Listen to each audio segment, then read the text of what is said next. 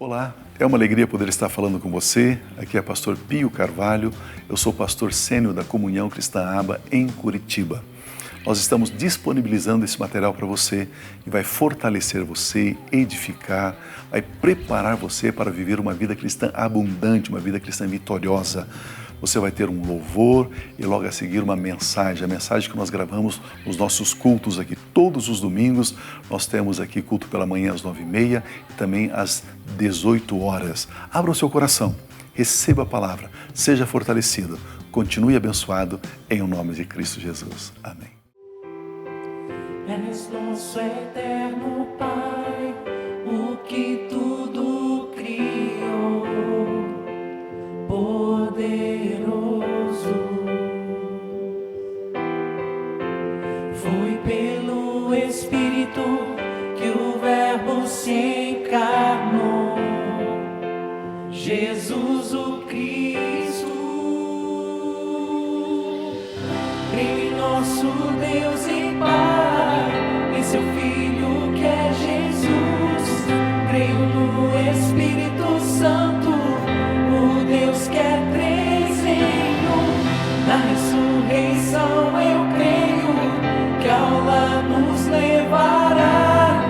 Creio no nome de Jesus Cristo.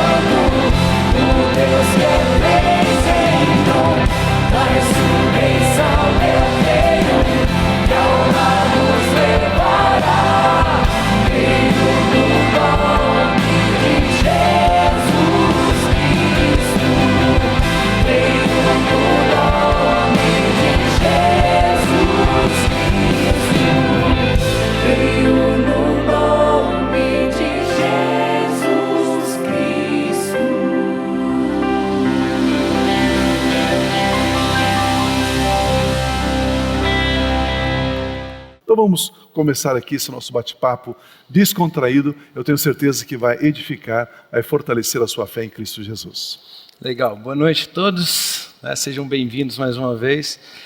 E se vamos falar de comunhão cristã ABA, nada melhor do que começar fazendo uma pergunta direto para o pastor Pio, né? E uma das histórias que mais toca assim, os nossos corações, acredito que o meu, né, não sei falando pelo Silmar, pelo Tom, mas eu acredito que o meu coração é quando você conta aquela história sobre Ana e sobre o início da ABA e qual foi a mensagem que Deus colocou ali no seu coração quando você começou esse projeto, sonhou com esse projeto. Então eu gostaria talvez que você compartilhasse com as pessoas ali em casa sobre essa mensagem ali de Ana e Penina, né? Ok. Algumas pessoas que têm caminhado conosco já há bastante tempo, conhecem bastante essa história. Eu sempre repito essa história quando nós estamos reunindo com os novos apacentadores, os novos líderes de grupos familiares. A gente sempre conta um pouco dessa história para as pessoas se situarem. Eu nasci num lar cristão, num lar evangélico, pro lado dos meus pais, né? Todos já eram, meus avós, todos eram cristãos evangélicos. Do lado do meu pai, todo mundo da igreja presbiteriana, do lado da minha mãe, todo mundo metodista, e o meu estudo, a minha formação em teologia foi num seminário batista, numa escola batista. Aí você pode imaginar então a confusão teológica, né, da minha formação. Na verdade é uma brincadeira, não é confusão não, é bênção, graças a Deus por essa formação que Deus permitiu que eu tivesse. E nesse ambiente cristão, nesse crescimento cristão, eu tinha algumas perguntas, eu fazia algumas perguntas a Deus, algumas inquietações que eu tinha dentro de mim. E eu me lembro que ao crescer, ao ir amadurecendo na vida, eu pensava em ministério, eu pensava em igreja de uma forma um pouco diferente das igrejas chamadas igrejas históricas. Tem alguma coisa de errado com as igrejas históricas? Não, não tem. Mas eu entendia que nós poderíamos agir, atuar de uma maneira diferente. E eu me lembro que um dia, orando, buscando de Deus, Deus começou a ministrar na minha vida nos livros de 1 e 2 Samuel. São livros extraordinários, eu gosto de ler frequentemente esses dois livros da Bíblia. E o livro começa contando a história de um homem chamado Eucana, que tinha duas mulheres, uma chamada Ana e outra chamada Penina. O nome Penina significa presente e o nome Ana significa graça. E a Bíblia diz que todos os anos, como de costume, na religião judaica, eles subiam na cidade de Siló para oferecer cultos, sacrifícios, oferendas a Deus, conforme era a prática, conforme era o costume. O texto diz que Penina era uma mulher que tinha vários filhos, e Ana, ela era estéril. Numa dessas idas para Siló, o texto sagrado diz que ela estava muito triste, muito abatida. Ela estava com seu coração bastante apertado, porque Penina zombava dela, desprezava Ana, porque Ana não tinha filhos. E no costume da época, alguns estudiosos, alguns comentaristas dizem que uma mulher que não tivesse filhos era uma mulher que era desprezada, tinha nenhum valor, poderia ser comercializada, vendida ou trocada por um camelo. E Ana estava nesse dia ali bastante aflita, e o texto diz que ela estava chorando, lamentando, e o sacerdote Eli, vendo-a ali pela manhã, disse assim: olha, você está embriagada, você está alcoolizada, que saia da sua vida esse álcool. E ela então diz: ah, meu Senhor, não, isso não é assim. Eu estou simplesmente chorando, lamentando, lamuriando o meu estado de uma mulher que não pode gerar filhos. E o sacerdote Eli libera uma palavra sobre a vida dela, dizendo o seguinte: que o Deus de Israel conceda o desejo do seu coração. Você conhece a história, você pode ler depois com mais calma. E naquele instante ela recebe essa palavra, ela crê nessa palavra, ela muda o seu semblante, e ela então gera, e ela tem um filho que é Samuel, o grande profeta Samuel. E quando lendo essa história, Deus começou a me mostrar o seguinte: existem algumas igrejas como Penina, igrejas que têm sim a sua estrutura, têm ali os seus presentes, têm os seus filhos, que vivem a sua vida, e que tem a sua trajetória, a sua rotina ali de religiosidades. Ele disse ao meu coração: eu gostaria que você começasse um projeto, mas com uma igreja chamada Ana. Você sabe que Ana significa graça, eu gostaria que você entendesse a minha graça, que você ensinasse sobre a minha graça, ministrasse a respeito disso. E eu começando a ler a respeito da vida de Ana, eu fiquei muito impactado. Porque Ana, ela dependia totalmente de Deus. Totalmente de Deus. Ela precisava de um milagre, ela buscava de Deus. E quando Deus lhe dá o filho, o que é que ela faz? Ela devolve a Deus, ela entrega a Deus. E o Espírito Santo ministrava no meu coração dizendo assim, é essa igreja que eu quero. Não que você seja dono, proprietário, se assenhorar das pessoas, mas que as pessoas ao nascerem de novo, as pessoas ao se converterem ao cristianismo, que você entregue cada uma delas a mim, para que o meu espírito pastoreie, que o meu espírito conduza essas pessoas. E eu fui então vendo toda essa história de Ana ali na Bíblia, e aquilo edificou muito meu coração, e aí então nós demos o start desse nosso projeto, há 27 anos atrás, da Comunhão Cristã Aba. Comunhão Cristã Aba, 27 anos atrás, para salvarmos vidas, formarmos líderes e para nós sermos canais de bênçãos na vida das pessoas, servir as pessoas segundo aquele padrão, aquele perfil, aquele comportamento de Ana. Então esse foi o nosso início, foi assim que Deus começou a ministrar no meu coração, a falar ao meu coração, e foi esse tempo extraordinário, já iniciado há 27 anos atrás. Uau! Então, isso significa que há 27 anos atrás já essa mensagem, vamos colocar assim, essa mensagem da graça, isso tudo, já estava sendo anunciado, já estava... Exatamente. Não é título de conferência, não é nada disso. Exatamente. Quando as pessoas chegam e dizem assim, o pastor Pio agora começou a pregar sobre a graça, é que eles não conhecem a história, né? Há 27 anos atrás o Espírito Santo já me inquietava com esse assunto, com essa palavra sobre a graça. Tem alguns pastores que comentaram, você está ouvindo fulano, né? Você está pregando a mensagem deles, né?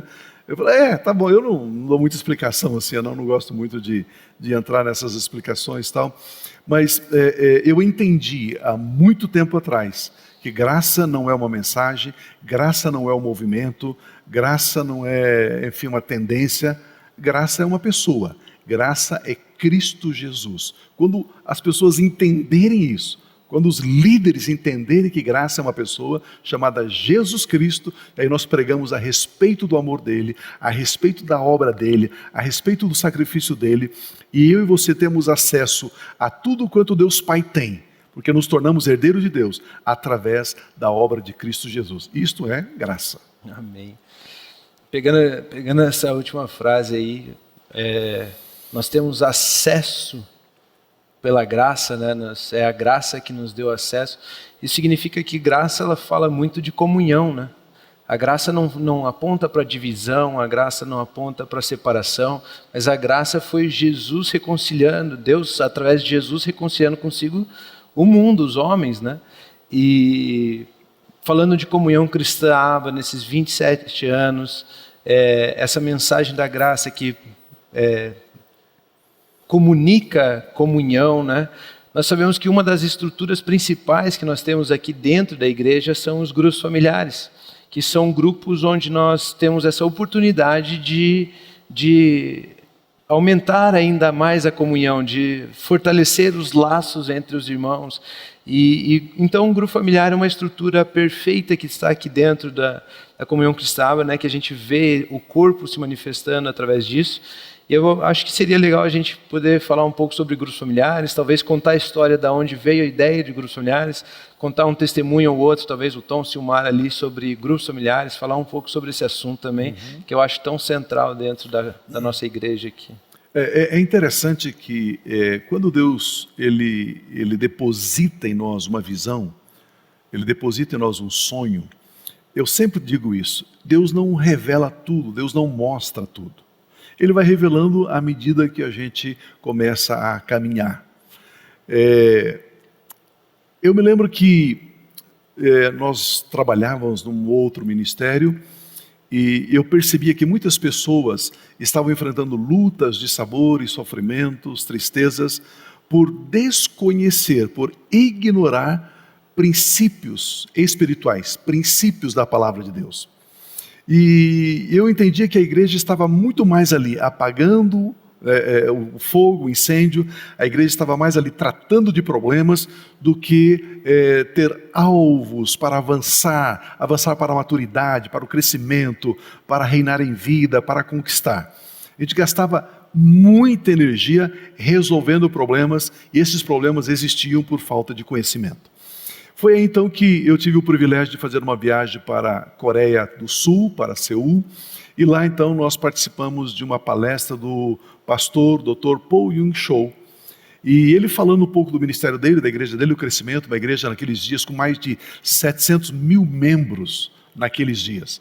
E foi interessante que alguém perguntou para ele, no momento de perguntas e respostas, o senhor, sendo pastor de uma igreja de 700 mil membros, o senhor não tem tempo nem para dormir, nem para comer, como é que pode isso? Ele então começou a dar risada e disse o seguinte: não, eu trabalho com grupos familiares. E aquilo chamou a minha atenção. E aí ele explicou um pouco sobre grupos familiares, disse: eu tenho livros escritos a respeito da nossa história, e nós corremos na livraria dele lá para adquirir o material, mas só estava em coreano, não tinha lá nem português, nem inglês, nem espanhol, enfim, não tinha nessas línguas, então a gente não teve naquele primeiro momento acesso ao material, só depois. Então começamos a ver como é que funcionavam os grupos familiares, e foi então que nós entendemos que esse nosso projeto, essa nossa igreja, deveria estar alicerçada em grupos familiares. O pastoreio, a atenção, o cuidado deveria ser através de grupos familiares. Algumas pessoas dizem: eu não quero ser membro de uma igreja grande, eu não tenho acesso ao pastor, e se eu precisar de alguma coisa a quem eu recorro, fica muito difícil. Por isso nós temos grupos familiares. Grupo familiar, você pode estar numa igreja de 10 mil membros, 20 mil membros, 50 mil membros e ser acompanhado, ser assistido, ser orientado, porque existe uma organização, existe uma estrutura, e nós baseamos essa nossa estrutura em Êxodo capítulo 18. Quando Jetro, sogro de Moisés, veio visitá-lo ali no deserto, eles já haviam saído do Egito, estavam caminhando em direção a Canaã, e Jetro percebeu que um dos dias Moisés se assentou sozinho e fez uma fila enorme de pessoas para vir perguntar para Moisés o que fazer, como escolher, como decidir. E Moisés ficou o dia todo ali atendendo as pessoas. Então Jetro diz para Moisés: Moisés, não é bom o que você está fazendo. Você não vai conseguir levar esse povo, conduzir esse povo, pastorear esse povo. Você vai perecer, o povo vai perecer.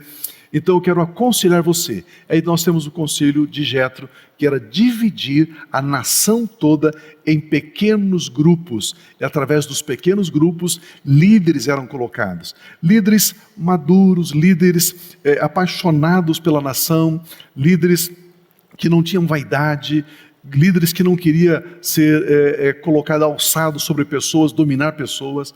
E ali então tem alguns princípios, e desde então nós adotamos o conselho de Jetro, Êxodo capítulo 18, e temos pastoreado durante 27 anos, através desses pequenos grupos, através dos grupos familiares.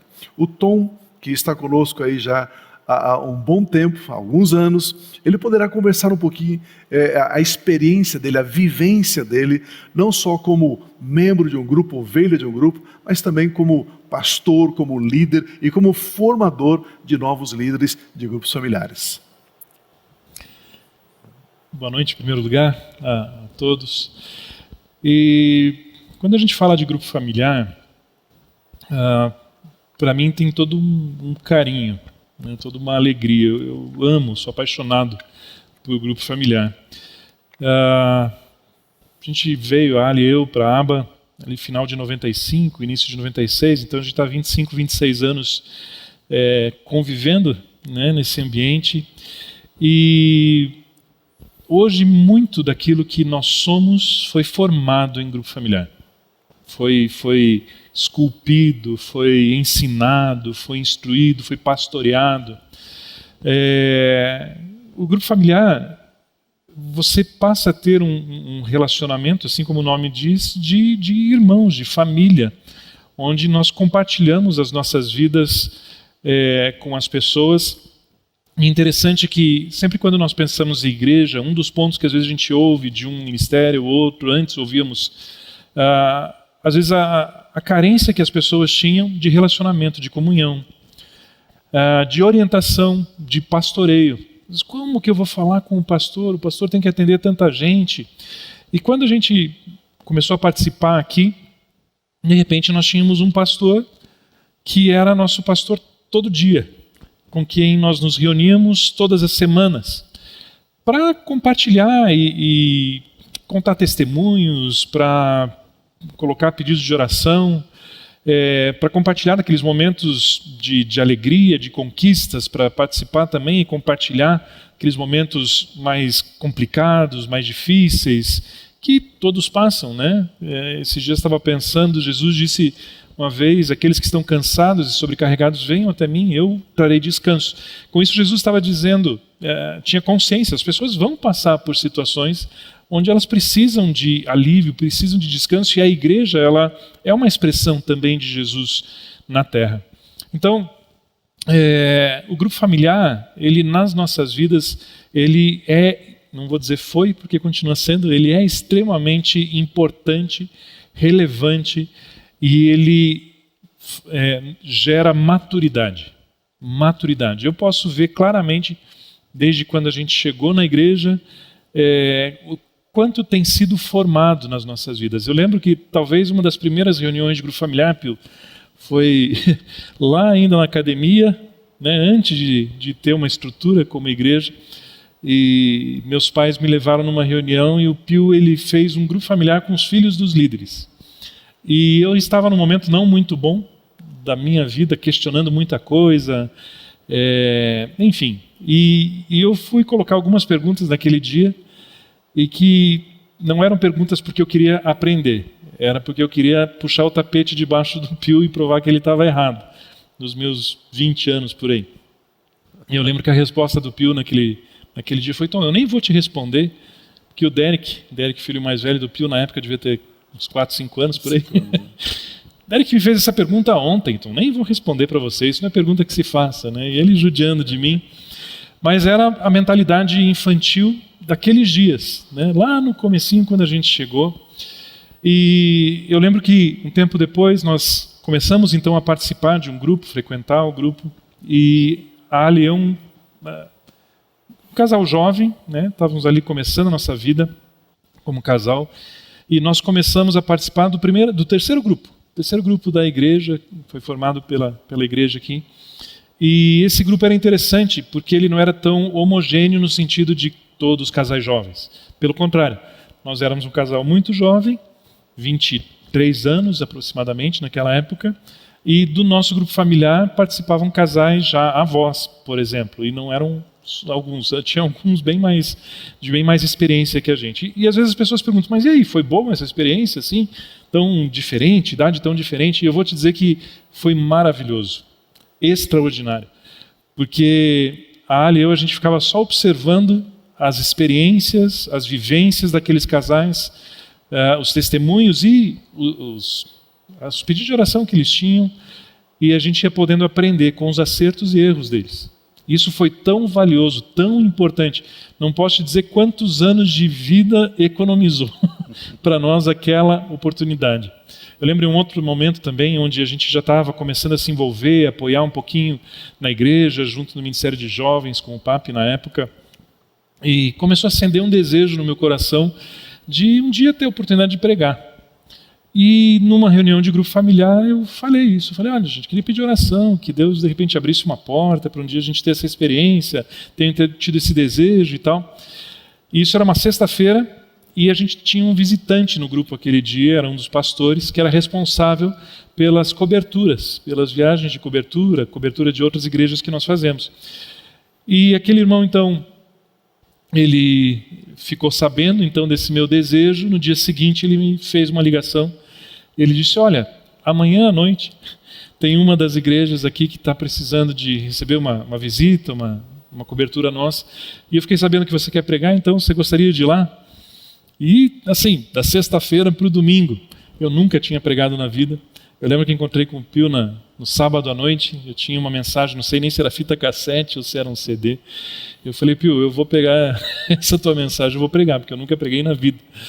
Enfim, foram oportunidades que foram surgindo de tempos de grupo familiar, né? E outros momentos onde a gente, de repente, precisava de um amparo também, de um socorro. Eu lembro quando Meu pai faleceu, foi um momento muito assim, importante, intenso na nossa vida também, onde o grupo familiar nos sustentou, nos cuidou, nos consolou.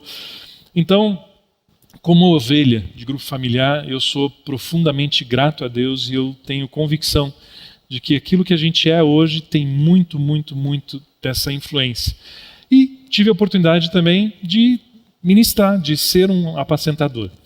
E é outro privilégio, é outra honra, porque você poder fazer parte da vida das pessoas, você poder ser um instrumento de Deus para instruir pessoas, orar pelas pessoas, liberar uma palavra, um texto bíblico sobre a vida das pessoas, ver o resultado da palavra de Deus transformando a vida das famílias, não tem privilégio maior. Né? E é muito assim, fácil de lembrar de pessoas que nós cuidamos, pastoreamos. A gente cuidou de jovens, né, adolescentes de 17, 16 anos, de casais de noivos que estavam para casar, depois de casais que tinham crianças pequenas, e hoje a gente pastoreia até pessoal já, o Silmar me abençoou, né, com casais já de mais experiência, mais vivência que a gente inclusive, mas a honra, o privilégio por saber que não é a nossa capacidade. Acho que isso é algo que tem que estar muito claro para cada apacentador da igreja. Nunca, jamais é a nossa capacidade, é a nossa experiência que vai instruir ninguém. A nossa experiência, se não for balizada, firmada, fundamentada na palavra, ela não vale nada. Quando ela comprova, ela está embasada na palavra de Deus, é lindo, é maravilhoso usar a experiência. Mas então sempre a nossa orientação tem sido baseada no que a Bíblia diz. No que a palavra ensina. E aí são tantas experiências, nós vemos inclusive pessoas que nós pudemos pastorear, cuidar anos atrás, hoje pastoreando igrejas, influenciando pessoas, de repente você influencia o casal que hoje influencia centenas de pessoas, e isso é um privilégio. Um privilégio. O grupo familiar acho que é uma das coisas mais lindas que a gente tem como igreja, é uma delícia. Silmar, conte para a gente um pouco a sua experiência também. Boa noite a todos. Eu não tive a oportunidade como eles de ter nascido num lar cristão evangélico. Na realidade eu conhecia Jesus na caminhada, depois de umas piras de vida, vamos assim dizer. Aí eu conheci Jesus, caminhei um tempo tal, e comecei a procurar, depois de um tempo, uma nova igreja para frequentar. Conheci algumas. E um dia um amigo meu me convida para dar um pulo aqui na Comunhão Cristã, que não era aqui nessa época, era na João Bétega.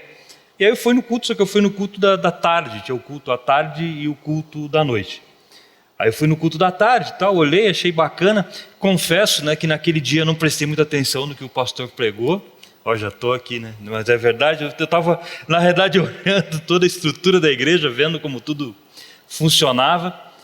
E achei muito interessante como as coisas funcionavam dentro da Comunhão Cristã, porque eu sempre gostei de observar muito isso. E na hora que eu estou saindo, eu percebo uma fila para entrar na igreja. Eu falei, cara, deve ter alguma coisa errada nesse negócio. Porque como tem fila para entrar na igreja? Eu nunca vi disso, né? Eu estava querendo fugir da onde eu estava e tinha uma fila para entrar na igreja. Eu falei, é muito louco esse negócio. E aí passa um tempo, eu venho na integração,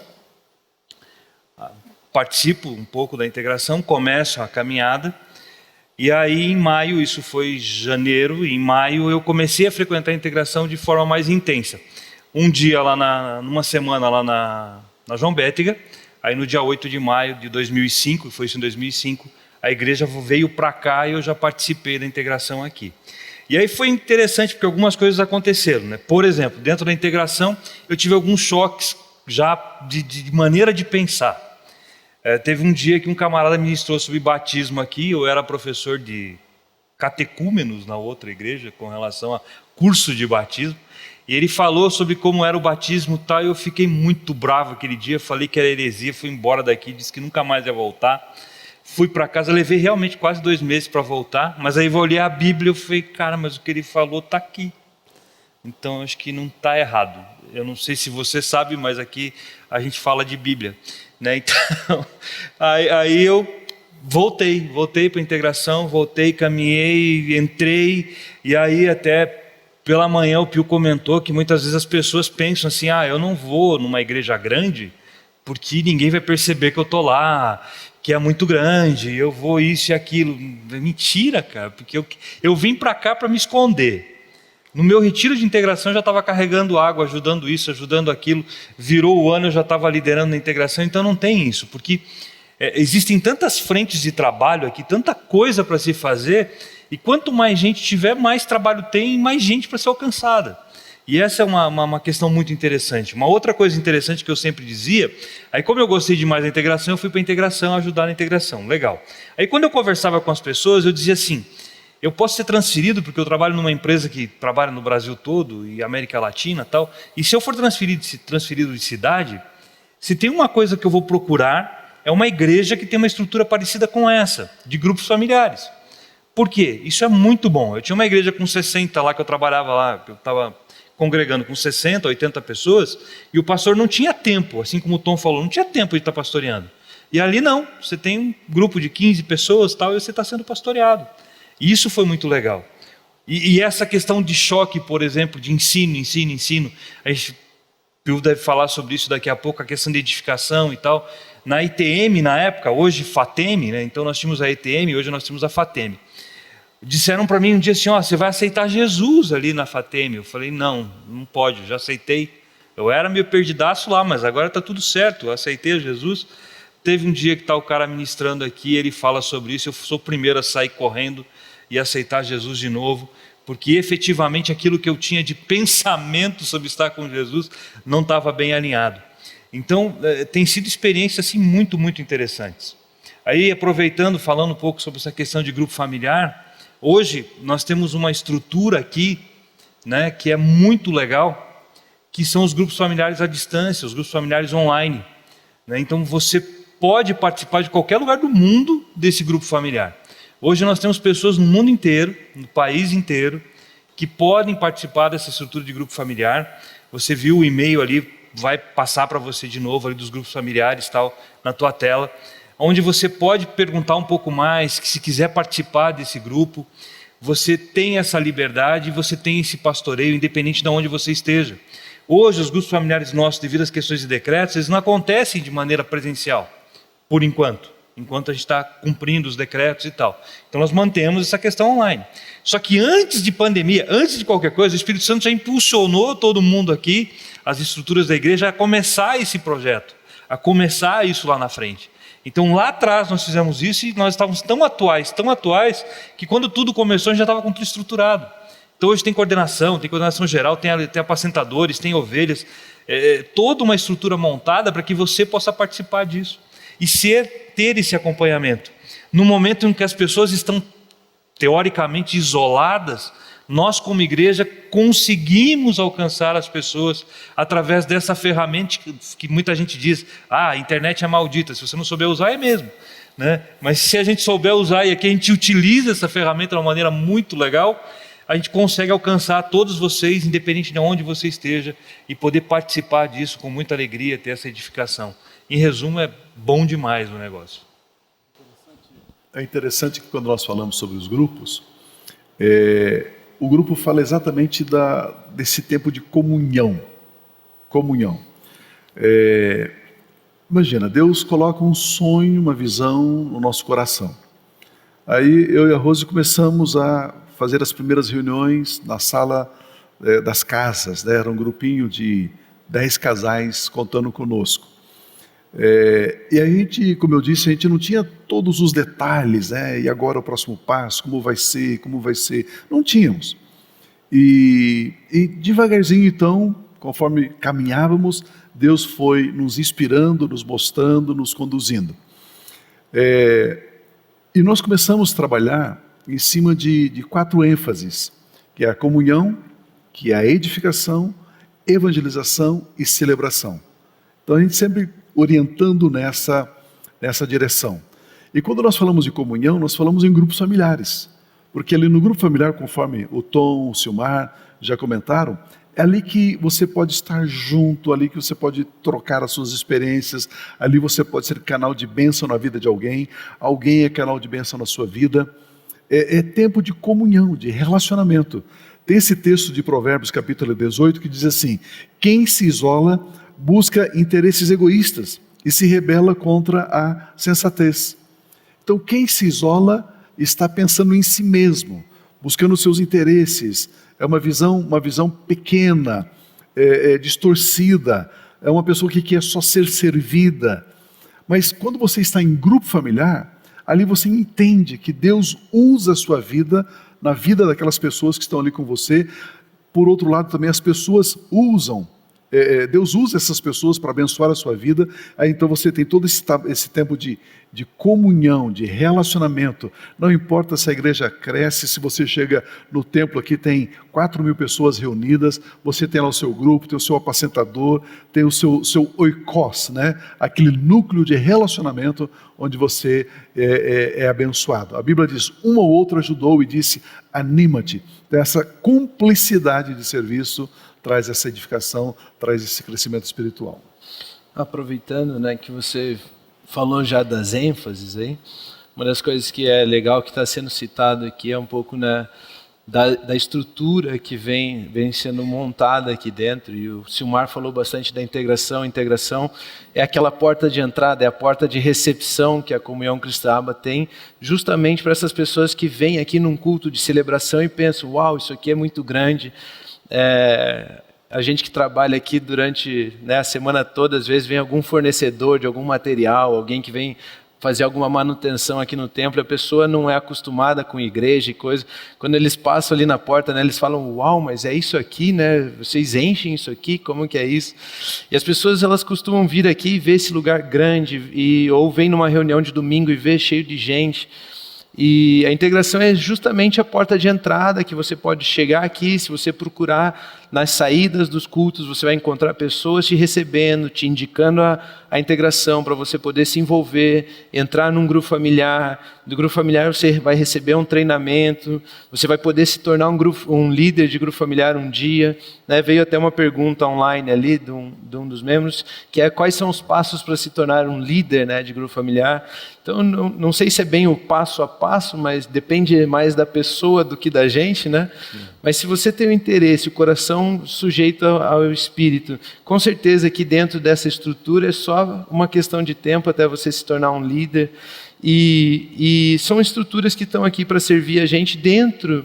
Acredito que tudo que a gente faz está dentro, montado dentro dessas ênfases que você citou. Uma das coisas interessantes ainda sobre grupo familiar que eu tenho no meu coração assim, é que lá em Atos, no capítulo 5, eles falam que eles se reuniam no templo, de casa em casa, para ensinar e proclamar que Jesus é o Cristo.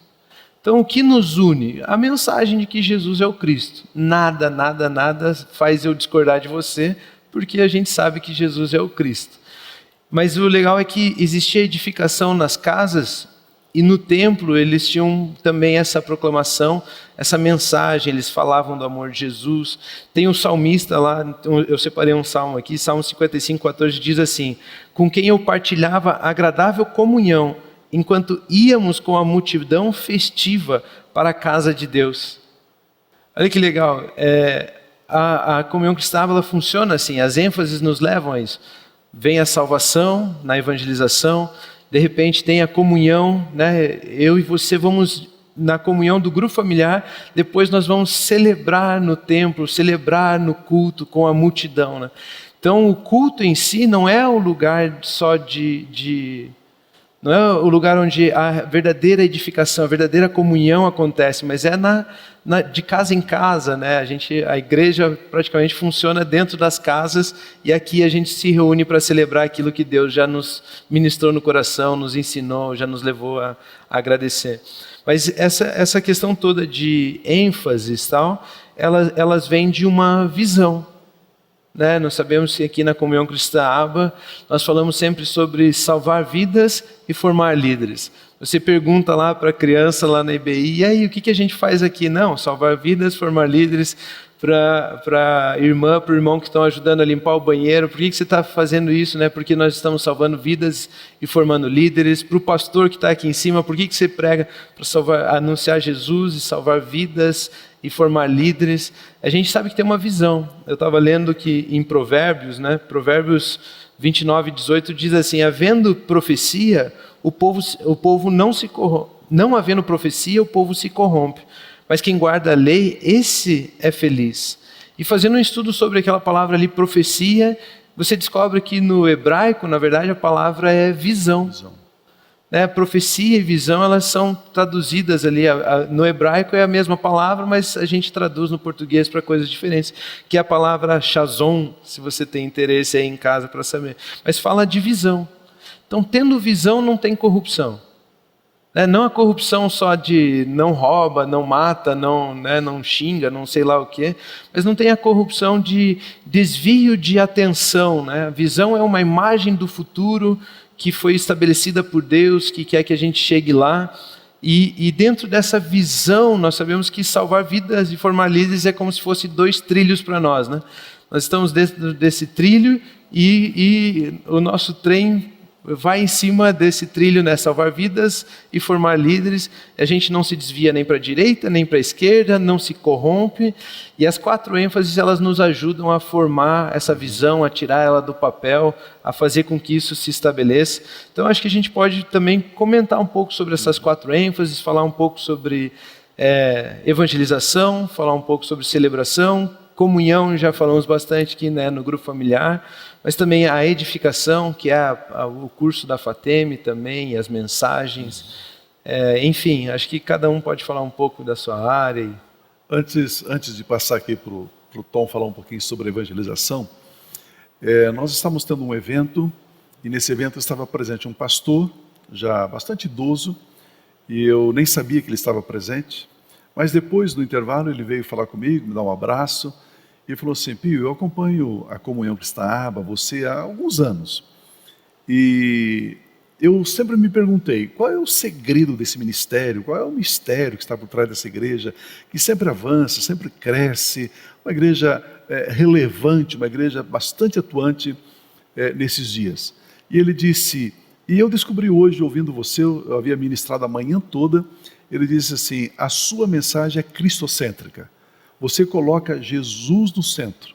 Você exalta Jesus, glorifica Jesus. Eu até brinquei com ele, falei, claro, ele é o cabeça da igreja, então ele merece a honra, a glória, o reconhecimento e a nossa mais radical, mais absoluta dependência dele. Ele falou, é exatamente isso. Então são 27 anos, eu posso dizer para você, de bastante êxito. 27 anos de influenciar, de tocar, de impactar tantas vidas, 27 anos, porque nós temos colocado Cristo Jesus como cabeça. É uma igreja cristocêntrica, falamos de Jesus. E, consequentemente, aquilo que nós fazemos aqui, nós fazemos para a glória de Deus. Eu quero é que Deus seja exaltado, que Ele seja honrado, que Ele seja adorado. Aliás, é uma das coisas que nós fazemos muito pouco aqui, mas muito pouco, é falar daquilo que nós fazemos. Nós somos péssimos divulgadores, péssimos propagandistas aqui, fazemos muitas e muitas coisas. Daqui a pouco o Tom vai falar um pouquinho da evangelização, coisas que membros da igreja que não sabem que nós atuamos, que fazemos. São áreas importantes que a igreja alcança, atinge, e nós divulgamos muito pouco a respeito disso, porque nós queremos que toda a glória de fato seja dada a Deus.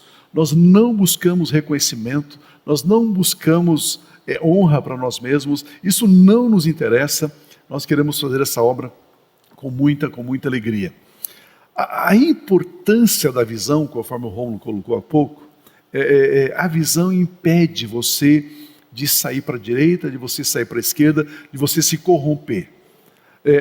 Existe nesses quase 30 anos de igreja aqui, nós passamos por tantas tendências, tantas correntes de pensamentos, entre aspas, modismos, e nós sempre mantivemos assim, nessa mesma maneira, nesse mesmo jeito, nesse mesmo embalo. Muitas pessoas passaram aqui, até líderes e pastores que conviveram um tempo conosco e trouxeram ideias, trouxeram sugestões, e se fizéssemos diferente, se fizéssemos assim, e de outro jeito, e nós sempre ouvimos, mas mantivemos naquilo que Deus nos chamou para fazer. Eu sempre digo o seguinte, existe somente 2 mensagens. Tudo que você ouvir na televisão, no rádio, na internet, aonde você ouvir, só existe 2 mensagens. Uma mensagem para fora, que é a evangelização, uma mensagem para dentro, que é para a edificação. Ou você está evangelizando, salvando vidas, ou você está edificando, fortalecendo aqueles que já são salvos. São essencialmente duas mensagens. E é interessante, aqueles que pregam, ou a evangelização ou a edificação, existe também só duas maneiras de pregar. Ou você prega com a ênfase no seu estilo, aí você quer que você, a sua personalidade, o seu jeitão, né, o seu personagem seja conhecido, ou você então prega conteúdo, prega Bíblia. E aqui na Comunhão Cristã Aba, nós pregamos Bíblia, nós pregamos conteúdo. Do começo ao fim é a palavra de Deus, o nosso compromisso é com a palavra de Deus.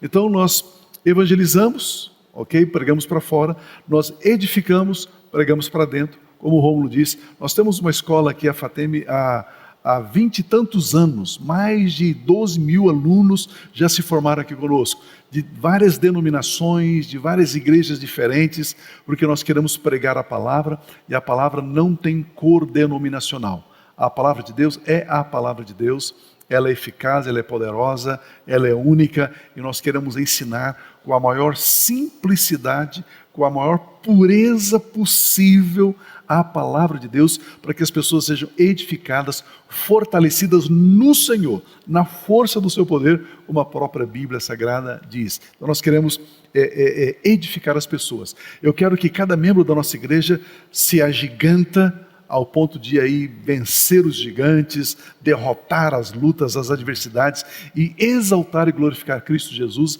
através de uma vida santa, uma vida íntegra, uma vida reta, uma vida piedosa, uma vida que vale a pena ser vivida nesse período que estamos vivendo sobre a face da terra. Eu gostaria que o Tom falasse um pouquinho sobre a evangelização, o ministério que ele coordena já há algum tempo, né? É tão importante isso na vida de uma igreja, a evangelização. Amém. Só ainda comentando, né, vocês dois falaram sobre a visão, ela evita a corrupção. E a palavra corrupção, ela vem de cor rupto, né? Coração dividido. E é exatamente isso, né? Às vezes o Pio ele usa uma expressão que a Comunhão Cristã Aba, ela trabalha como um bate-estaca, né? Então nós não somos movidos a modismos, a tendências, a estratégias passageiras, mas a palavra de Deus, ela sempre foi a base, o fundamento para tudo aquilo que a gente faz, né? E pensando em palavra de Deus e evangelização, um texto assim que me chama muito a atenção, muito conhecido e muito usado em momentos evangelísticos, é de João 3,16 e 17, onde a palavra fala, né, que Deus amou o mundo de tal maneira que deu o seu Filho unigênito para que todo aquele que crê não pereça, mas tenha vida eterna. E eu sempre falo, eu tenho um gostinho a mais pelo versículo 17, quando o texto diz, porque Deus enviou o seu Filho ao mundo não para condenar o mundo, mas para que o mundo fosse salvo por meio dele. Isso me chama a atenção porque isso estabelece um discurso, uma linha de raciocínio na evangelização. Já vi muitas pessoas evangelizarem, e não estou dizendo para não fazerem, mas só me parece que não é a ênfase que Jesus deu, aquele tipo de evangelização. Se você morrer hoje, você tem certeza para onde você não vai para o inferno e tal. Só que Jesus ele não veio trazer uma palavra de condenação. Jesus ele veio trazer a salvação, o resgate. Jesus ele não foi um prêmio porque a humanidade tinha feito aquilo que era suficientemente bom para agradar a Deus.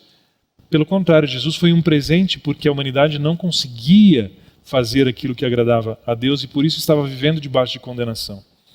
Então, como igreja, nós temos essa linha de raciocínio, essa linha de atuação, entendendo que a evangelização ela está expondo o amor de Deus revelado em Cristo Jesus.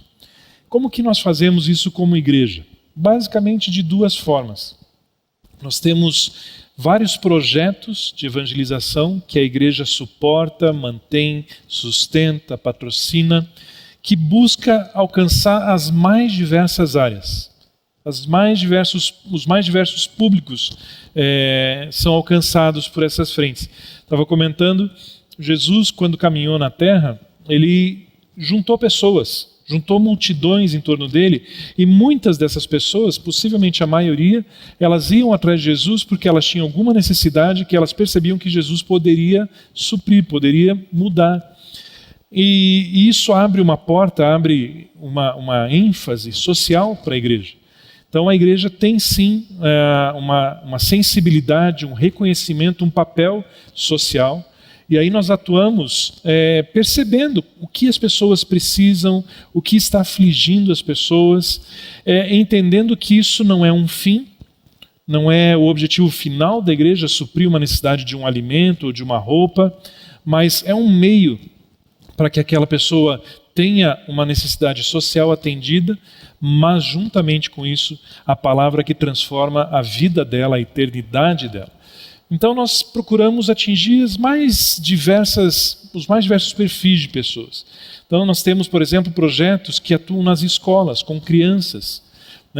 Temos um projeto, por exemplo, que chegamos em escolas públicas e muitas vezes nessas escolas a situação é muito complicada, a estrutura familiar daqueles alunos é muito difícil, e essas escolas, invariavelmente, você vai conversar com o diretor da escola e pergunta: escuta, você tem casos, você tem situações de crianças que de repente estão tendo dificuldade ou de aprendizado ou de relacionamento, e muitas delas têm crianças assim que são até agressivas, crianças que eles não conseguem lidar, e nós pedimos: escuta, nos passa então essas crianças, deixa a gente trabalhar com elas um tempo, e nós começamos a ministrar.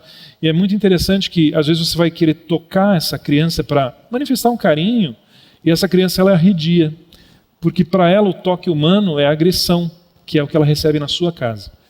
E com o tempo, então, nós começamos a amar, a expressar o amor de Jesus pela vida delas e gerar uma transformação primeiro na criança para depois alcançar a família.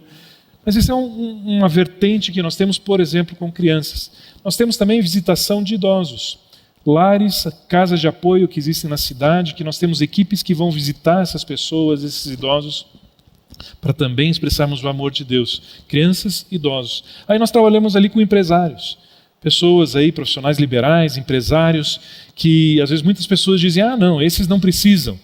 Mas pelo contrário, são pessoas que estão muitas vezes numa posição de solidão, de uma decisão, que não sabem muito bem como agir, e nós sabemos que tudo aquilo que nós precisamos saber está na palavra de Deus, e aí nós podemos dar um suporte, dar uma assistência, dar um apoio para esses empresários, inclusive ou cursos, ou com acompanhamento de empresários que às vezes precisam de uma ajuda em uma determinada área. A igreja também procura prover isso, um apoio, uma orientação profissional e até técnica em algumas áreas. Por outro lado, nós também atendemos moradores de rua, pessoas que estão em situação de vulnerabilidade. A igreja sustenta, nós mantemos um local no centro de Curitiba, próximo ali ao passeio público, um aluguel de um imóvel, a aquisição dos insumos necessários para alimentarmos em torno de 100 pessoas todas as semanas. Isso é um dos projetos. Temos outros onde damos banho, trocamos roupa, corta cabelo, enfim. Nós atendemos pessoas com dependência química, nós atendemos atletas, nós atendemos pessoas que estão encarceradas, nós vamos nos hospitais para atender as pessoas que estão ali internadas. Nós também percebemos que existe uma necessidade para os familiares dessas pessoas que estão internadas, que muitas vezes o familiar está vivendo angústia por não saber o que fazer, como lidar com o seu familiar que está ali naquele hospital. E nós temos então um projeto justamente para abraçar esses acompanhantes, esses familiares, e dar um consolo, um conforto, orar com eles. Enfim, estou citando aqui alguns exemplos, mas hoje na igreja nós temos aproximadamente 50 frentes de evangelização que atendem esses mais diversos perfis. E como igreja nós pensamos assim: como que surgiram, na verdade, esses projetos? São pessoas, membros da igreja, que um dia perceberam uma necessidade, perceberam um público que precisava de um apoio, precisava de um abraço, nos procuraram e disseram: olha, eu gostaria de fazer um projeto assim, assim, assim. E como igreja, e isso aprendemos com o pastor Pio, sempre de forma muito assim, de muito apoio, de estar próximo, de facilitar, de ajudar, eventualmente até apoiar financeiramente. Hoje apoiamos financeiramente vários projetos. Então nós abrimos e sempre estamos abertos para fazer ainda mais. Por quê? Porque nós existimos para salvar vidas, né? E um outro aspecto aí, só para finalizar aqui, nós temos procurado também sensibilizar cada membro da igreja, que a evangelização ela não acontece só nos projetos, mas cada um de nós é a resposta de Deus na face da terra. Em cada um de nós está Jesus, que é a transformação do destino de qualquer indivíduo que se encontre conosco. Então, quando nós temos cultos, e de repente nesses cultos vem 20, 30, 40, 50 ou mais pessoas que aceitam a Jesus nos cultos, é porque vocês, membros, estão conversando com o seu vizinho, com o padeiro, com o frentista, com um parente, e vocês estão entendendo que em vocês, no encontro com vocês, essas pessoas podem encontrar um novo destino para as suas vidas. E isso nos traz muita, muita alegria de saber que aquilo que Deus pediu para nós, salvar vidas, formar líderes, está sendo feito. Então, são algumas ações do Ministério de Evangelização. Legal. Pensando assim, né, existem várias frentes de evangelização, existem várias formas de se envolver, né, no Ministério da Comunhão Cristã. E talvez o Silmar ele podia falar um pouco sobre isso, né, Silmar? Como que as pessoas que estão nos assistindo, como que os membros da igreja, como que eles podem se envolver, saber mais sobre os ministérios da igreja, em que ministérios podem se envolver, como eles podem se envolver. Imagina, 50 frentes de evangelização tem para todo mundo, né? Tem serviço para todo mundo, tem espaço para todo mundo. Então, você poderia comentar um pouco para a gente sobre isso? É aquilo que eu havia comentado agora há pouco, né? Trabalho é o que mais tem aqui, mas é um trabalho extremamente gostoso de fazer, porque nós temos a chance de ver vidas sendo transformadas, né? Então isso é maravilhoso. E as formas de entrar em contato, né, baseado nessa visão, né, salvar vidas e formar líderes, nós temos o site da Comunhão Cristã Aba, por exemplo. No site da Comunhão Cristã Aba, você vai ver todos os departamentos ali estruturados, onde você consegue entrar em contato com cada uma dessas áreas, seja dos adolescentes, seja dos jovens, seja na parte de evangelização, seja na parte de casais, que é o pastoral. Então toda a igreja tem ali um braço colocado, tem ali os seus responsáveis, tem os telefones de acesso aqui da igreja mesmo, que é a nossa secretaria, que vai estar colocando você para conversar com cada departamento também. Nos términos de culto, você pode, quando nós tivermos eles presencialmente, né? Hoje nós não o temos, mas quando nós tivermos os cultos presencialmente, pode procurar qualquer líder para poder estar conversando a respeito. A grande questão é que aqui o objetivo é mostrar Jesus e que toda a área trabalhe para a honra e glória dele, e todo o departamento aqui trabalha para divulgar isso. Então essa estrutura que nós temos como Comunhão Cristã Aba, ela nos dá essa ferramenta, né? E é tão interessante isso que, por exemplo, né, a EBI trabalha ali com as crianças e tal. A EBI ela ajuda o grupo familiar, por exemplo. Todo mundo trabalhando para um bem único. Existem grupos familiares que têm crianças nesse grupo. Puxa vida, eu levo meu filho no grupo familiar? Sim, é grupo familiar, então a criança vai, quando está presencialmente, de novo. Então a EBI ela pode fornecer material para que você tenha um material para trabalhar com suas crianças enquanto o grupo familiar está acontecendo. É todo mundo trabalhando junto, não existe uma coisa que não esteja interligada. Então, quando o Pio comenta, né, que a gente não sai do trilho, né, você tem os trilhos aqui, formar líderes e salvar vidas, tudo está ligado nisso. Qualquer projeto que vai começar aqui vai passar por esse crivo. E cada departamento aqui sabe disso. Então, quando você entrar em contato com cada departamento, ele vai trazer essa informação para você e vai dizer como que você pode se envolver. Né? Uma das coisas que nós temos percebido nesses dias, por exemplo, é essa questão do isolamento. E como foi dito aqui, a palavra diz, se você se isola, você está perdido. E não existe isolamento quando você anda no mesmo corpo, no mesmo pensamento, pensando de uma maneira única.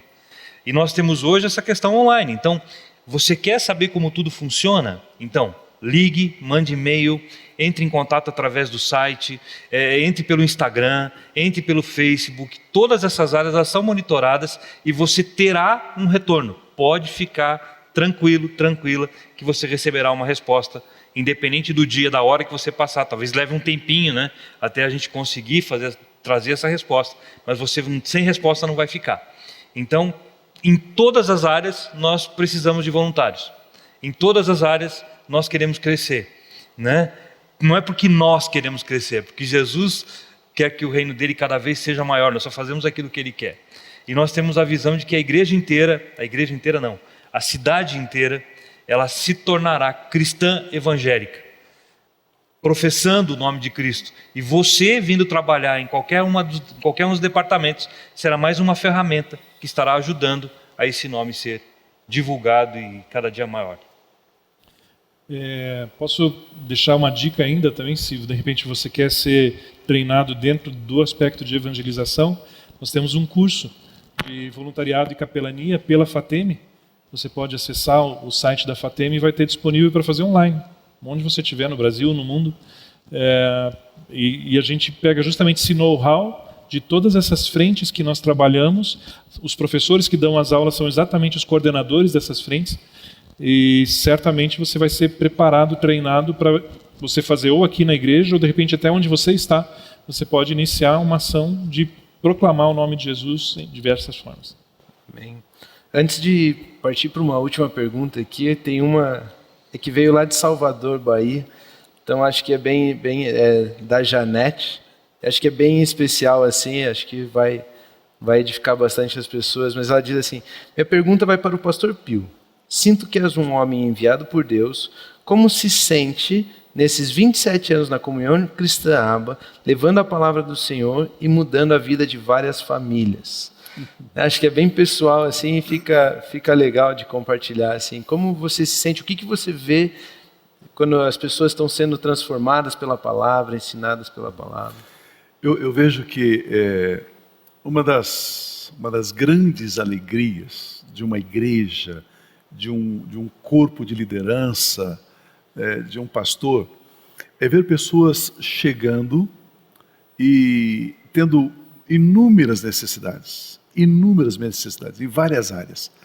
E com o passar do tempo, na convivência da igreja, recebendo a palavra, amadurecendo, crescendo no conhecimento, e de repente você enxerga essa transição. A pessoa está ali, num lado da vida, eu tenho problemas, eu tenho necessidades, dificuldades, problemas, necessidades, e de repente ela vai crescendo e ela passa para o outro lado da vida e diz: olha, eu quero ajudar as pessoas, eu quero ser um instrumento para abençoar. Eu não só quero ser abençoada, porque eu já aprendi o que é ser abençoado, mas agora eu quero ajudar pessoas, abençoar pessoas. Então, Janete, ao longo desses 27 anos, graças a Deus, eu tenho visto bastante disso. Pessoas em extrema necessidade em vários setores da vida. E com o passar do tempo, você vê essa pessoa crescer, essa pessoa se apresentando, se prontificando, dizendo: pastor, em que eu posso ajudar? Aonde que eu posso ser um canal de bênção? O que eu posso fazer? A gente fica olhando e diz assim: uau, que coisa tremenda, né? Eu vejo que Jesus, em alguns momentos, ele via Pedro fazendo algumas coisas erradas e tropeçando em algumas situações, mas Jesus, ele olhava para Pedro, não no momento em que Pedro estava errando, mas enxergando Pedro um pouquinho mais na frente, dizendo assim: Pedro, amanhã você não sabe ainda, mas a sua sombra vai curar enfermos. Você não sabe ainda, mas uma mensagem sua, 3.000 pessoas, 5.000 pessoas se converterão. Eu vejo que essa é uma das grandes alegrias, ver a pessoa sair de uma posição de necessidade, uma posição negativa, ruim, de escravidão em alguma área, e passar a reinar em vida, ser um filho maduro, ser rei, ser sacerdote. Isso alegra muito o nosso coração, em ver as pessoas subindo com asas como águia e vivendo uma vida abundante e triunfante em Cristo Jesus. Isso nos anima demasiadamente. Amém, legal, isso aí. Eu quero colocar aqui um último assunto, uma última pergunta. Algumas perguntas online, elas vieram nesse sentido também, né? A gente tem uma do Tércio que diz assim: qual o maior sonho da Comunhão Cristã Aba como igreja para o Brasil? O Joaci, né, diz assim: Comunhão Cristã Aba, estou próximo, aqui no bairro Portão. O que podemos esperar da Comunhão Cristã Aba nos próximos anos?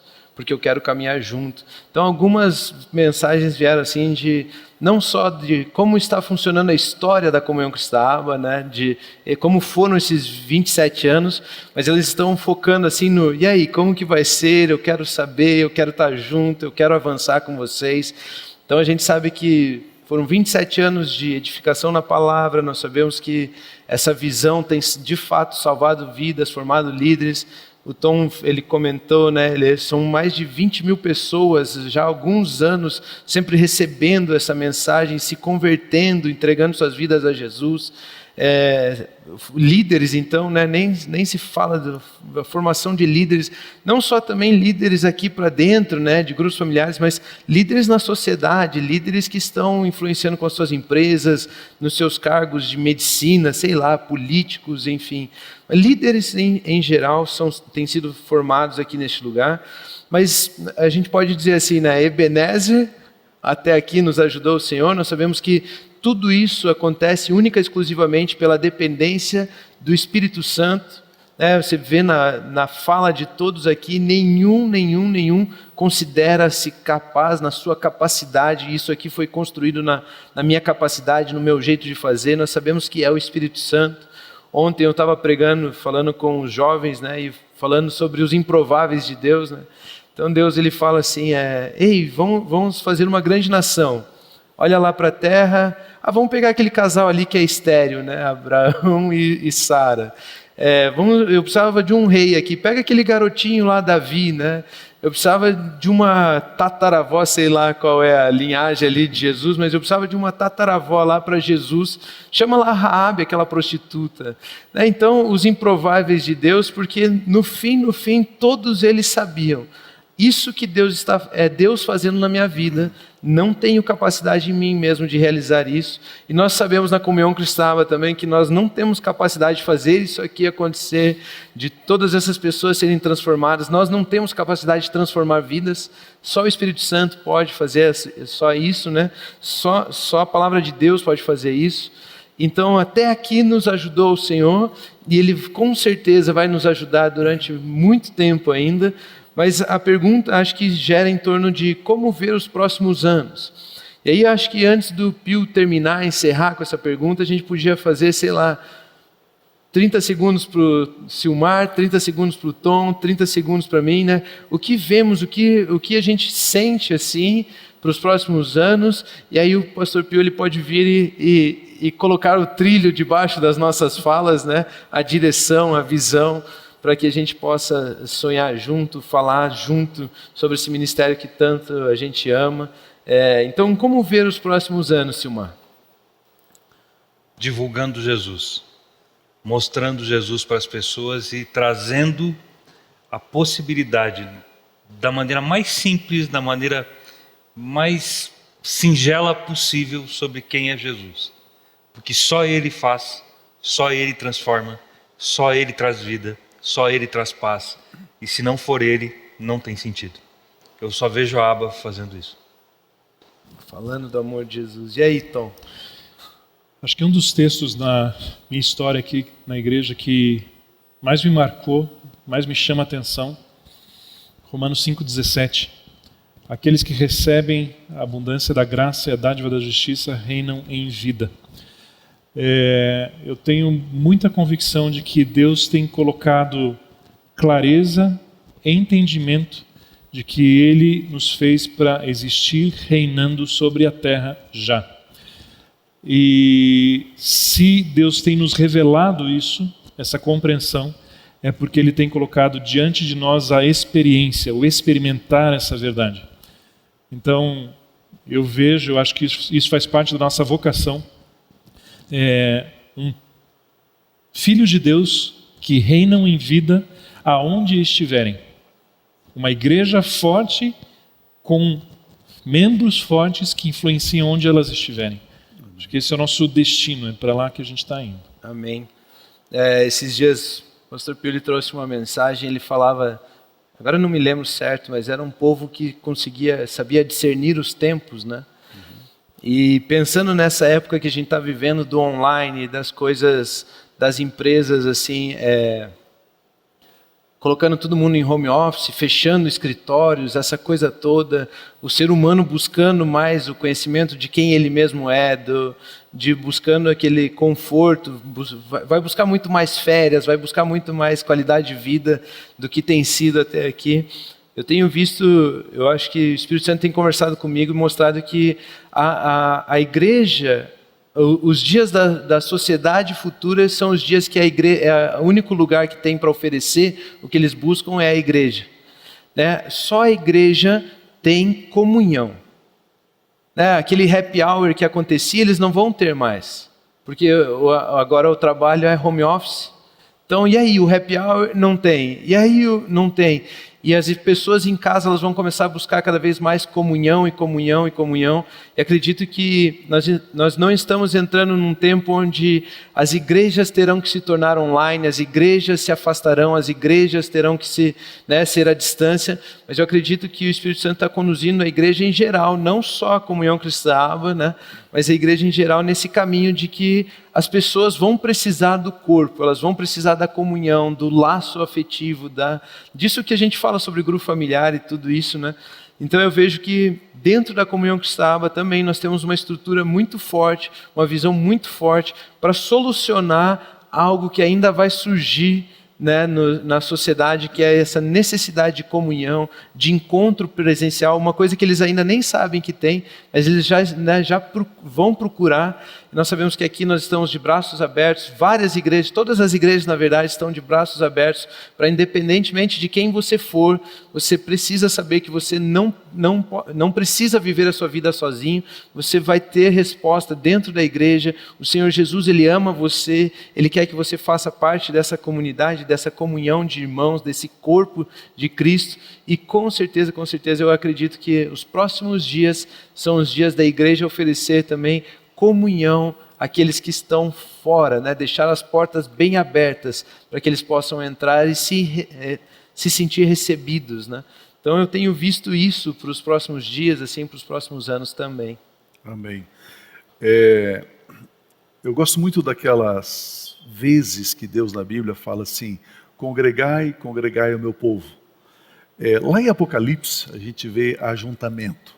Então, pegando esse pensamento de ajuntamento, de estar juntos como igreja, como membros do corpo, como isso é importante. Como isso é importante.